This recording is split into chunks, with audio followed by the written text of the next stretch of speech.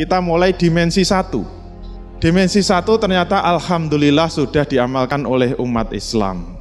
Berarti sholat sudah, puasa sudah, zakat sudah. Berarti dimensi 1 sudah diamalkan oleh umat Islam, walaupun sebagian besar masih meninggalkan. Survei terakhir di Indonesia, berapa persen yang sholat? Ternyata survei terakhir membuktikan yang sholat di Indonesia itu 35%. Itu jauh lebih baik daripada survei tahun 90-an. Yang sholat umat Islam baru 15%. Alhamdulillah naik 35%. Berarti yang nggak sholat 65%. Tapi sudah diamalkan kan? Dimensi 2, sudah diamalkan umat Islam.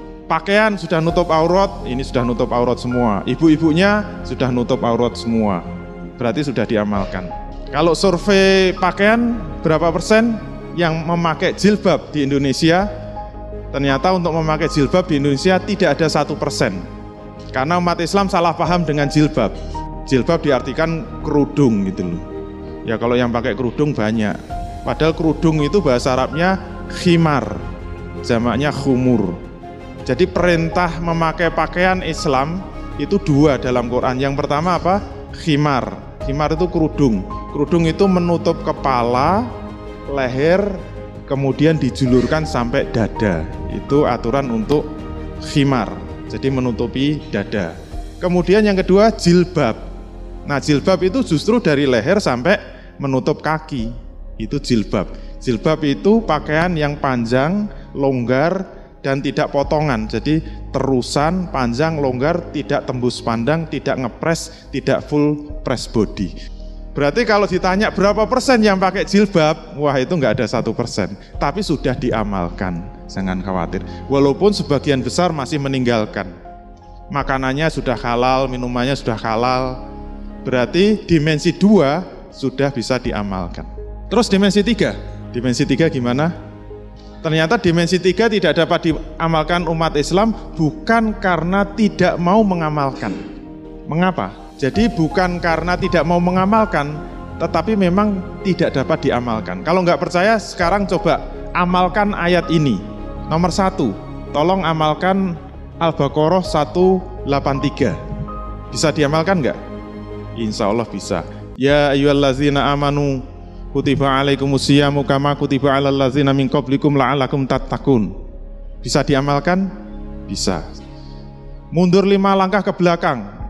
Jalan Al-Baqarah 178. Ya ayyuhallazina amanu kutiba alaikumul qisasu fil qatla al-khurru bil khurri wal abdu bil abdi wal unsa bil unsa al-ayah. Bisa diamalkan? Wahai orang-orang yang beriman, telah diwajibkan atas kamu menjalankan qisas atas pembunuhan. Pertanyaannya, kenapa Al-Baqarah 183 ini bisa diamalkan? Ya ayyuhallazina amanu kutiba alaikumusyiyamu kama kutiba alal ladzina min qablikum la'allakum tattaqun.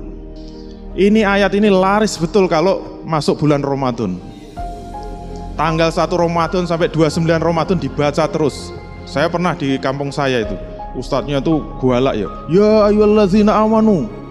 Mohon maaf Bapak Ibu sekalian, ada seruan dari Allah Subhanahu wa taala, tapi khusus yang beriman saja. Kenapa khusus yang beriman saja? Karena ada perintah yang sangat berat. Perintahnya apa? Kutiba alaikumusiyam. Apa artinya Bu? Kutiba itu artinya wajib. Kita diwajibkan untuk berpuasa. Bapak-bapak, apa artinya wajib? Wajib itu harus dilaksanakan. Kalau nggak dilaksanakan gimana ibu-ibu? Dimasukkan ke dalam neraka, dibakar dalam api yang menyala-nyala. Kenapa takut? Karena wajib. Al-Baqarah 183. Terus sekarang yang 178 ada yang berani? Ya ayyuhallazina amanu. Mohon maaf, ada seruan dari Allah Subhanahu wa taala, tapi khusus yang beriman saja. Kenapa? Kita akan dapat perintah yang sangat berat. Apa? Kutiba alaikumul qisas. Kok pelan kenapa? Takut. Ada yang pernah nyinggung itu? Kasihan ini ayat nggak ada yang nyinggung.